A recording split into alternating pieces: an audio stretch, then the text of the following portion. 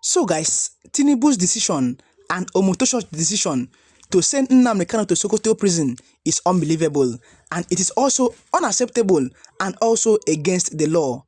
Because how can you send Nnamdi Kanu to Sokoto when you know that he's about to carry out his appeal in Abuja? The jurisdiction that was given in Abuja by Omotosho was a sentencing to lifetime in jail, and immediately Nnamdi Kanu began the process of filing an appeal to the appeal courts. He was now sent to Sokoto, which shows a deliberate attempt and a purported plan by Omotosho and Tinubu to frustrate Nnamdi Kanu. And the decision to send Nnamdi Kanu to Sokoto is against the law, because Nnamdi Kanu should have stayed in Abuja until his filing to the appeal courts was complete. But they decided to send him to Sokoto in order to frustrate Nnamdi Kanu from being released. And it is clear even to the blind that Nnamdi Kanu is innocent. Because in the first place, Omotosho had no jurisdiction to sentence Nnamdi Kanu to lifetime in jail. Because Nnamdi Kanu had no case to answer. Because Nnamdi Kanu was innocent. And also the Yen Working Group vindicated Nnamdi Kanu, saying that Nnamdi Kanu had no case to answer. But in today's video session, I'll be displaying 2 video clips here for you guys to watch and also listen to, so that you also see and hear from Nnamdi Kanu's lawyer. My people, this is Sokoto. I've been in this town for since 2 days now. Today is the 23rd day of November. I came to see Nnamdi Kanu. I have been with him since yesterday, so we have been discussing. So he's in Sokoto Correctional Center here. And what we are asking now is this.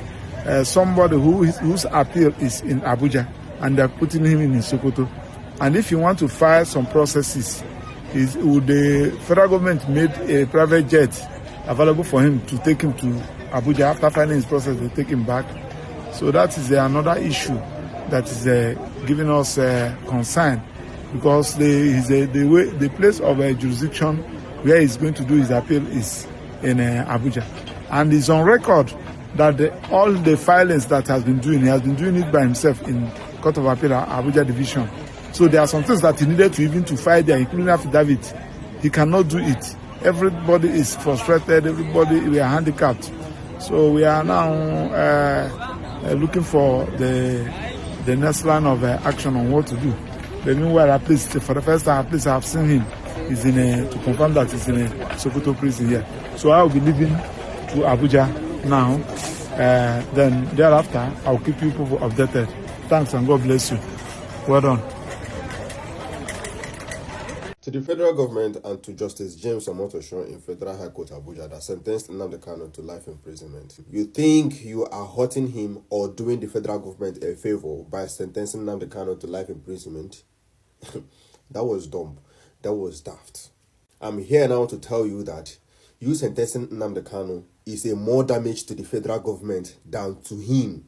Justice James Omotosho, the federal government, President Bola Tinubu, sentencing Nnamdi Kanu is a more damage to the federal government than to him.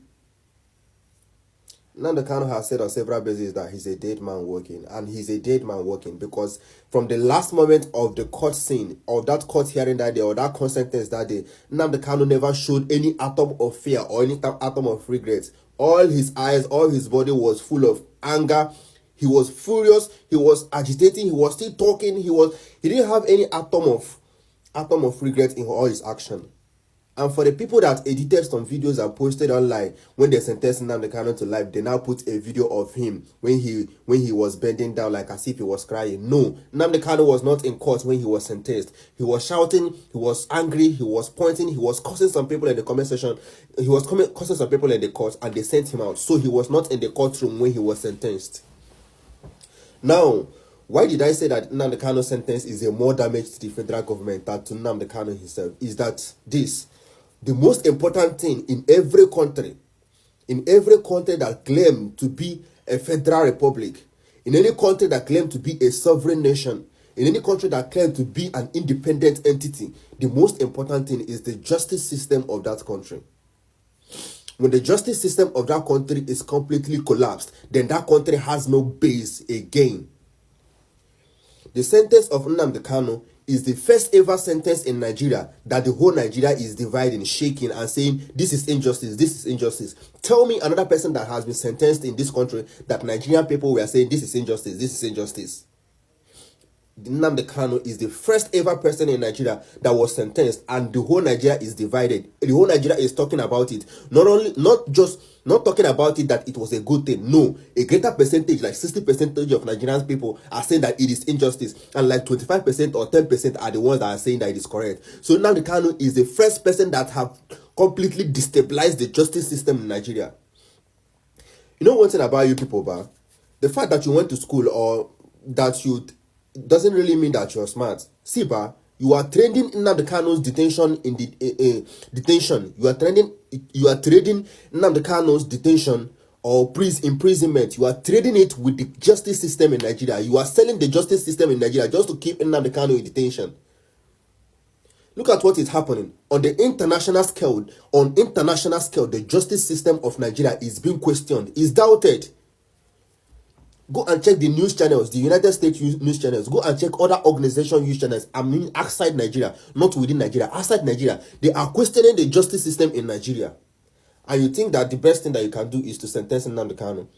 The sentence Nnamdi Kanu to the prison is a more damage to the Federal Republic of Nigeria than it is to Nnamdi Kanu. If you don't know, you know that today. Yes. And I don't know what a country will be like that the external countries, world power are questioning the justice system in that country. That country is baseless. Like, you are losing value in international organizations. Like, the sentence of Nnamdi Kanu to prison, to life imprisonment, is a more damage to the Federal Republic of Nigeria than it is to Nnamdi Kanu. I quote it. I beat my chest and say it. Yes. And to everybody that is in my inbox asking me all this nonsense about Nnamdi Kanu, and to all the lovers of Nnamdi Kanu and all the lovers of justice that are crying, I have a video I'm going to play with for you guys in the next video. This video is already long. I have a very important thing I will need you to watch. There is a very big hope. There is, like, this is just the beginning of the whole thing. For everybody that's thinking that it has ended, no, it has not. I have something I'm going to post. So keep in touch. You can click the follow button. Just keep in touch. I'm posting a video. That should be the next video I will post, so that you will see that this is just the beginning. Yes. I repeat what I said again. Federal government, Justice James Omotosho that sentenced Nnamdi Kanu. You think that you are causing him damage or causing whatever damage. There must be intentions of sentencing him to life imprisonment. But I'm telling you that sentencing Nnamdi Kanu to life imprisonment is a more damage to the federal government than it is to Nnamdi Kanu, because it has destabilized the justice system of Federal Republic of Nigeria on the international scale. Yes, the whole world is questioning the justice system in Nigeria, and you know what it means to Nigeria as a federal republic. Yes, if you don't know, I've told you now. So guys, I'll be reading to you what is actually happening at the moment. And 1.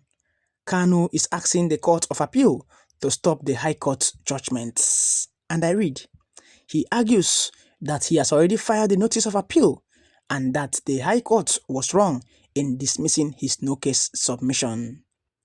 His motion raises substantial constitutional issues, including claims the court relied on a repealed or non-existent statute for several counts.